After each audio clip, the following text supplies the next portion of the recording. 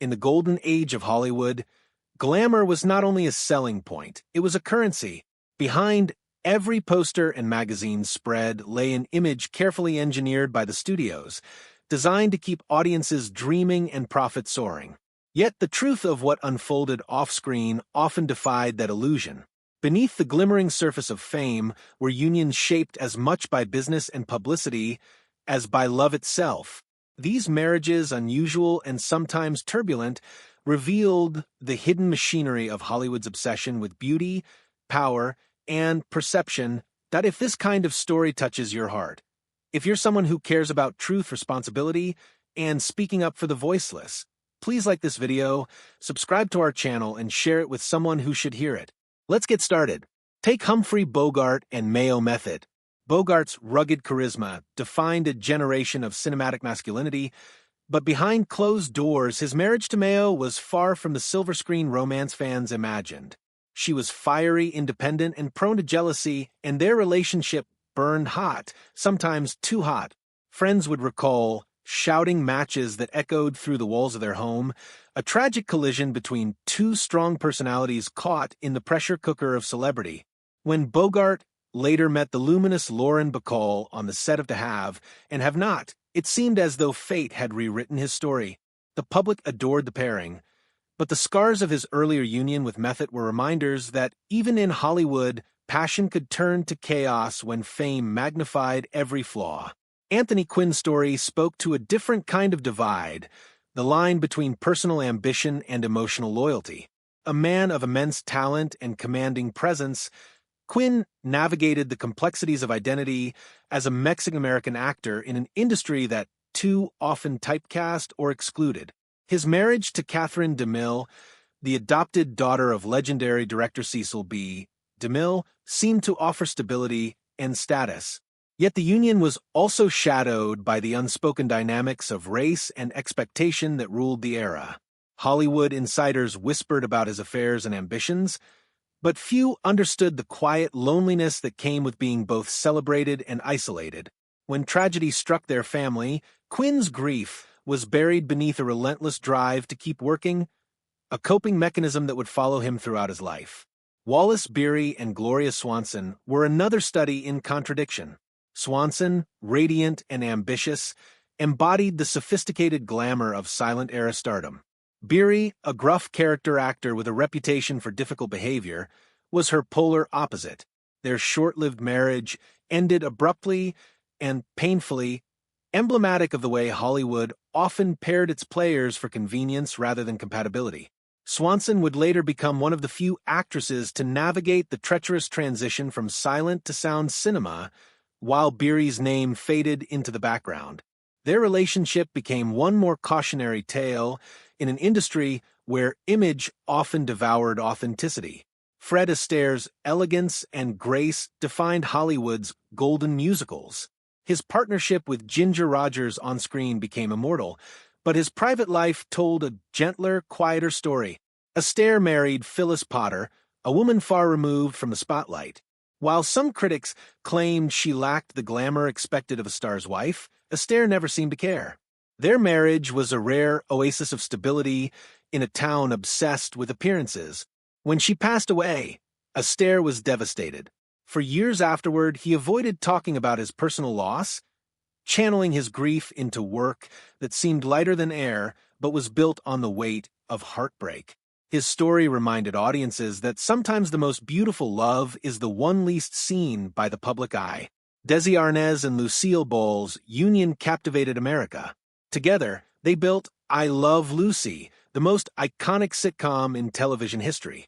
Yet behind the laughter, their marriage carried the strain of Arnaz's restless temperament and Ball's relentless ambition. The chemistry that made them perfect comedic partners also made their real-life relationship combustible. Their success brought fame, but it also exposed every crack in their foundation. When they finally parted ways, it wasn't with scandal or bitterness, but with exhaustion. Decades later, Lucille would call Desi the love of her life, a confession that spoke to the bittersweet reality of two people who could not live together but could never truly live apart. Kirk Douglas and Bidens represented another kind of Hollywood partnership, one built on pragmatism and endurance. Douglas was the embodiment of the self-made star, rising from poverty to legendary status, and a European publicist with quiet strength grounded him in ways the public rarely saw. Their marriage endured not because it was free of temptation or turmoil, but because both understood the difference between appearance and substance. Through infidelity's career highs and personal reinvention, they remained partners. In interviews, and once remarked that their longevity came from forgiveness, not perfection. It was a sentiment almost unheard of in an industry that worshipped youth and discarded imperfection. Humphrey Bogart wasn't the only one to learn that fame magnifies human flaws. Spencer Tracy, one of Hollywood's greatest actors, lived a life haunted by internal conflict. Devoutly Catholic and deeply private, he was married to Louise Treadwell for decades. Yet much of that time was shadowed by his long, complex love affair with Katharine Hepburn. Their relationship defied Hollywood's moral codes, quietly acknowledged but never formally legitimized.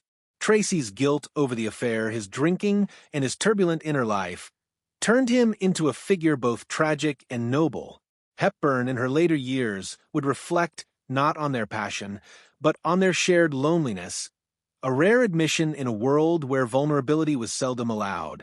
Burt Lancaster's marriage to Norma Anderson carried its own brand of contradiction.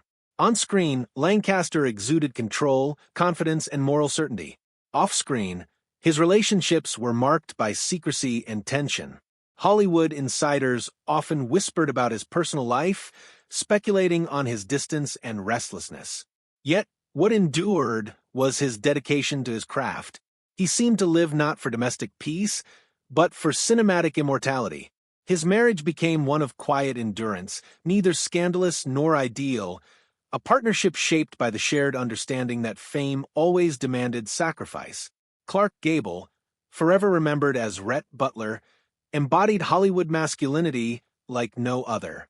His marriage to Carole Lombard, the dazzling comedienne with a wicked sense of humor, appeared to be one of the few genuine love stories to emerge from the Dream Factory. Their laughter and warmth made them a beloved couple, the rare stars whose chemistry transcended the screen. But tragedy struck when Lombard's plane crashed in 1942 while returning from a war-bond tour. Gable never fully recovered. For the rest of his life, he carried her memory like an invisible wound. When he died nearly 2 decades later, he was buried beside her, a final act of devotion that silenced every rumor and reminded the world that, at its core, love in Hollywood could still be real. Then there were marriages that the studios themselves engineered or exploited, often without the consent of the stars involved. In the tightly controlled system of the 1930s and 1940s, a wedding could be arranged as easily as a publicity tour. Studios understood that a star's personal life was another marketing tool. Marriages were sometimes used to hide scandals, to promote new films, or to project wholesomeness. Behind the public smiles were contracts, negotiations, and emotional compromises. Many actors who appeared to be living fairy tale lives were, in truth, trapped in arrangements designed to protect profits rather than hearts. As decades passed, the facades began to crack. The rise of television and gossip magazines made privacy nearly impossible, and audiences grew more curious about the lives behind the glamour. Some stars embraced transparency, while others retreated from public view. The tension between image and identity became one of Hollywood's defining paradoxes. It wasn't simply about who loved whom, but about how much truth the industry and the audience were willing to bear. In each of these marriages, the thread of humanity ran beneath the spectacle. Fame intensified emotion, magnified insecurity, and turned private struggles into public theater.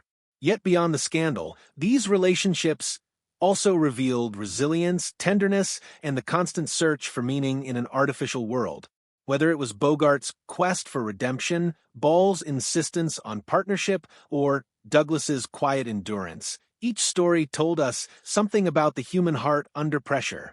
The lesson of these unions is not that Hollywood breeds dysfunction, but that it reflects the contradictions of love itself, between passion and practicality, between illusion and truth. The silver screen may immortalize beauty and romance, but it cannot protect those who live behind it. In an industry built on pretending, authenticity becomes both the rarest and most dangerous currency. When the cameras stop rolling, when the lights fade, and the applause dies, what remains are people flawed, hopeful, and vulnerable, trying to make sense of love in a world that sells perfection. Their stories endure not because they were scandalous, but because they were real.